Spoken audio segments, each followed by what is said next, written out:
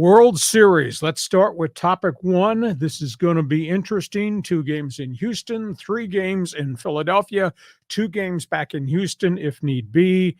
I guess the only word I can use, home run derby, because that's what I think the Phillies and the Houston Astros are going to be. What do you think? Oh, I mean, consider the size of those ballparks too. And you've got these big hitters like Alvarez and Harper. I mean, it's going to be a lot of fun.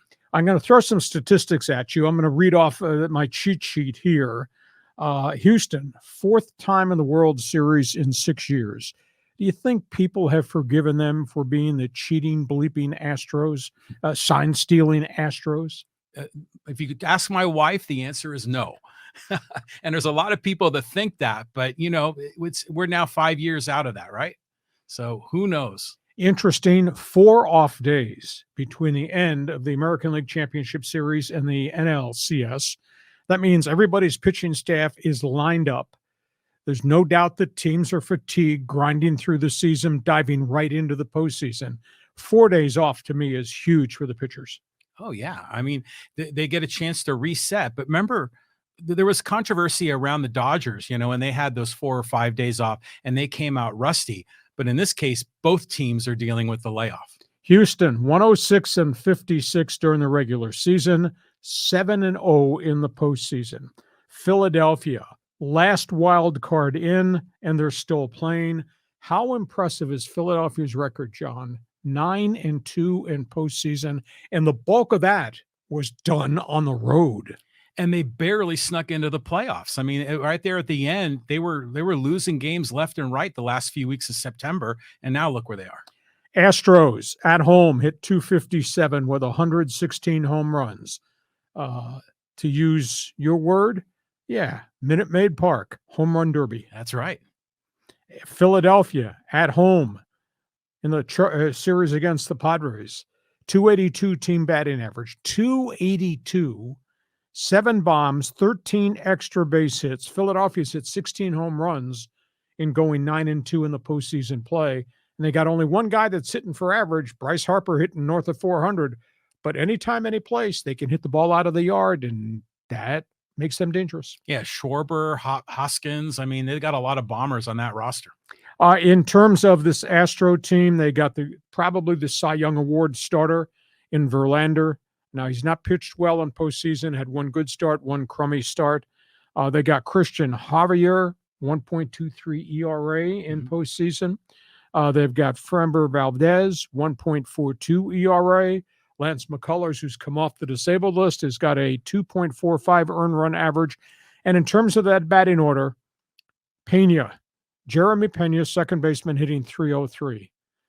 Yuli Gurriel, the Cuban veteran, hitting 367 in the postseason. Alex Bregman, unsung hero, hitting 333. And Yordan Alvarez, you just mentioned, hitting only 247. But boy, has he lofted some big home runs. So that's a pretty good pitching staff, and that's a really dangerous batting order. Some of the names you mentioned are interesting because some of those guys were with the team when they were cheating in 2017, but a lot of these guys are new. And, they let Correa go in free agency so they can give Pena a shot. And they let Springer go. Yeah. So they could give Kyle Tucker a shot. And they've been doing great. Yeah. In terms of Philadelphia, because we're so familiar with what they did with the Padres, Zach Wheeler has a 1.78 ERA. Aaron Nola, who gets a start in game 1, 3.12 ERA. Ranger Suarez has come out of nowhere, 2.00 ERA. And Noah Syndergaard, although he's been a spot reliever, spot starter, if he winds up being the 4th guy on the rotation, 1.69 ERA maybe gives you 3 or 4 innings. We talked about Harper hitting 419, Jean Segura hitting 247.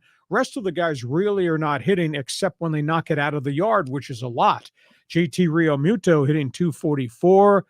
Nick Castillas hitting 220. Schwarber, your guys, hitting only 200. And Hoskins, who killed the Padres with long balls, is hitting a $182.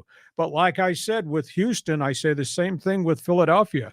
Any guy, any inning, any time, any situation can hit any ball out of the yard, and these are home run ballparks. Yeah, I mean, Hoskins came through clutch so many times against the Padres, and I think that ball that Schwarber hit off of Darvish is still going.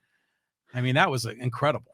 Couple of historic notes, and this kind of broadsided me today when I did some research and found out about it. They are playing Friday, Saturday in Houston. They are not playing on Sunday. It's the first time, John, since 1947, they have not played a World Series game on a Sunday. Major League Baseball is acceding to the National Football League. We're not going to go head-to-head with them, which to me is really odd because I would think Sunday night would be prime time, even if there is an NFL game on Sunday nights. That's the first time since 1947. And how about this statistic? You look at the rosters, awful lot of talent. We know baseball has changed, where the players come from.